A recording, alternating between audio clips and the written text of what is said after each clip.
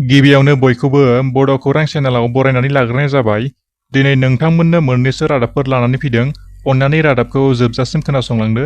बिदिब्ला फैदो दिनैनि रादाबाव।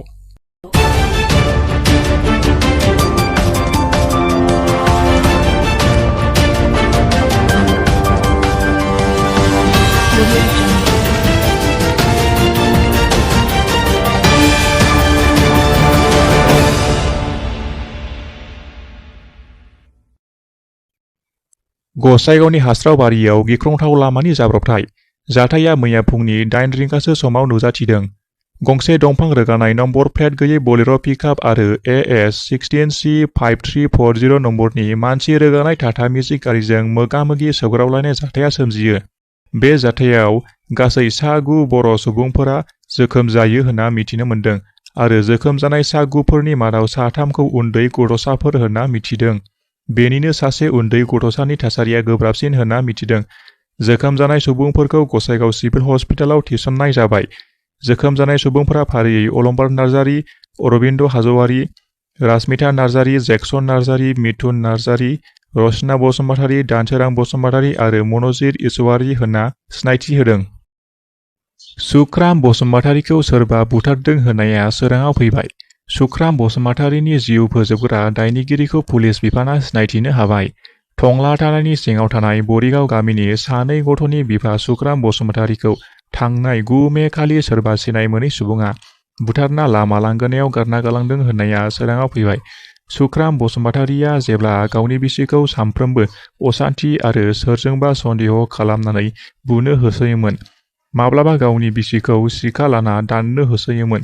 बेखौ सहायनो हायैयाव सानफ्रोमबो दावराव खालामबाय थानायनि थाखाय बिसिया गावनि फिसाय सुख्राम बसुमतारिखौ आखाइयाव बुनो होनना बुनायाव गोरोन्थियै गोदोनायाव नांनानै जिउ गोमादों होननानै बिसि अनिताया फोरमायना लाबाय।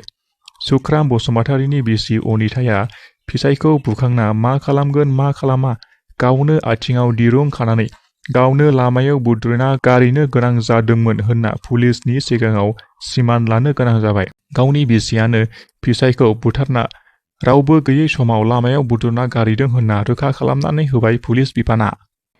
जोबोद दुखुनि खौरां। 1982 मायथाइयावनो गायसनजानाय गुदि बर' फरायसालिया दिनैसिमबो सरखारि गनायथि मोनाखै।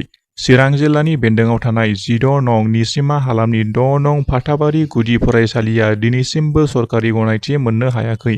गुदि फरायसालिनि गाहाय फोरोंगिरि आरो गावबुराजों लोगोसे ओनसोलनि सानसुमैफोर फोरमायनाय बायदिब्ला बे 14 नं निसिमा ओनसोलनि 6 नं फाथाबारि गुदि फरायसालिया 1982 मायथाइयावनो गायसनजादोंमोन।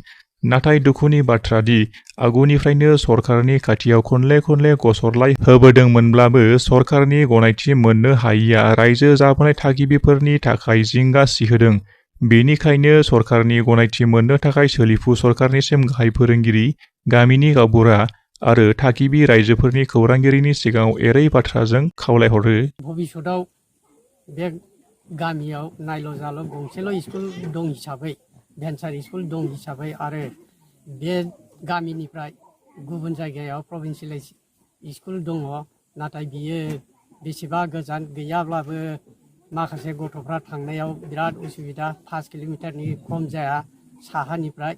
मानो होनब्ला बे गामिया 4 किल'मिटारसो गोलाव 6 नं फाथाबारिया। बिनिखायनो बे जोंनि 6 नं फाथाबारिनि खैरोगुरि गुदि फरायसालिया इयुनाव प्रभिन्सियेलाइज जायोब्ला बे जायगानि गथ'फ्रा गोजौ थाखोआव थांनो हागोन बेखौ मिजिं थियो। बेसेबां सनाव नोंथांमोना नैबे भेन्सार स्कुलखौ एस्टाब्लिस खालामनाय जाबाय? बियो 1982 सनाव इस्टाब्लिस जादोंमोन। आथिखालाव सोलिबाय थानाय एनरलमेन्टआ साबेसे दङ? 33 दं। 33। दा सोलिफु सरकारखौ नोंथाङा मा खावलायनो सानो? सोलिफुबाय थानाय सरकारा जाहाथे बे जायगानि रायजो राजा आरो बे गामिनि रायजो राजानि उन्दै उन्दै गथ'साफोरनि भबिष्यतनि थाखाय सरकारि खालामोब्ला जोबोद गाहाम जागोन होननानै आं मिजिंथियो।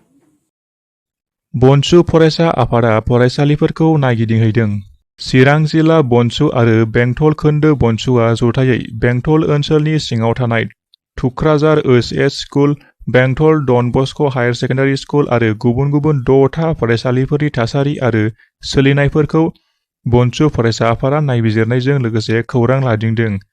फरायसालिफोरखौ नायबिजिरखांनायनि उनाव चिरां जिल्ला बनसुनि आफादगिरि ब्रिटेन इस्लारिआ मा फोरमायखो बिनि ससे भिडिअखौ फै जों नायदिनि।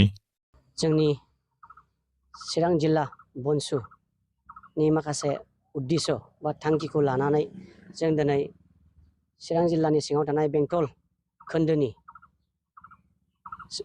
सिङाव थानाय माखासे स्कुल, माखासे high school, high secondary school, ME स्कुलखौ लानानै जों दिनैहाय जों एसे गिदिंदों आरो गिदिंनायजों लोगोसे जों माखासे टिचार्सफोरनिफ्राय माखासे फिडबेकखौ लादों, स्टुडेन्टफोरनिफ्राय माखासे फिडबेकखौबो जों लादों। दा माखासे जिनाखि देग्लायनि पास पार्सेन्टेजखौ नायोब्ला चिरां जिल्लायानो टपाव दङ। दा बेखौ लानानै आरो साबसिन फैगोन बोसोराव मोनसे रिजाल्टखौ दिहुननो हाबावगोन नामा होननानै जों मोनसे मिजिं थिनायखौ जों दोनदों आरो माखासे बेबायदिनो जौगानायखौ लानानै जों माखासे स्कुलफ्राव जों दिनैनिफ्राय जों आगान होजेनबाय आरो इन फिउचाराव आरो जों आगान होबावगासिनो दंबावो माखासे कलेजफ्राव नायनानै जों थासारिफोरखौ जों फ्राय फिजिकेल स्ट्राक्चारखौ नायोबा जों सेटिसफेक्टरिखौ जों नुनो मोनदों। निस्सय माखासे स्कुलफोराव फोरोंगिरिनि जेंनाफोरखौबो नुजानो हादों, जेरै साइन्स टिचार आरो माखासे बड' टिचार बेफोराव माखासे स्कुलफ्रावहाय गोनांथि जानानै दङ होननानै बुंदों। देग्लायनि नङा, फ्राय गोजामसै होननानै बुंदों। 2-3 बोसोरसो जाबाय बिसोर बिथांमोना रिक्रुटमेन्टनि माबाखौ हरो होननानै बुंदों, खिन्थु जेबो रिजाल्ट फैया बा एन्सारबो फैया मोनाखै सरकारनिफ्राय। गोबांथार टेट पास जानानैफोर दङ, बिथांमोनखौहाय हयथ' रिक्रुटमेन्टबो खालामनो हानायनि माखासे खायदाफ्राबो दङ। दा जों चिरां डिस्ट्रिक्ट बनसुनि जानानै जों बेखौनो जों खावलायनो सानोदि सरकारनिसिम बिथांमोना जाहाथे माबे स्कुलाव टिचार्सफोरनि गोनांथि बा सर्टेज जानानै दङ बिथांमोनखौ थाबैनो रिक्रुट खालामनानै हरो आरो बिथांमोना जेनाखि सात्रफ्रा जेरैबायदि लेसन्स मोननांगौ, जेरैबायदि रोंनांगौ, जाहाथे बेखौ रोंनो हायो। आरो मेन उद्देश्यआ जों बुजिनो मोन्दोंदि जेनाखि खम इनरलमेन्ट जानाय बेफोरबायदि टिचार्सफ्रा जुदि गैयाब्ला, लेक अफ टिचार्स जुदि जायोबा निस्सय सोर गार्जेनफ्रा फिसाफोरखौ बे स्कुलाव फाथायहरनो गोसो जागोन, बे गिदिर सोंलु।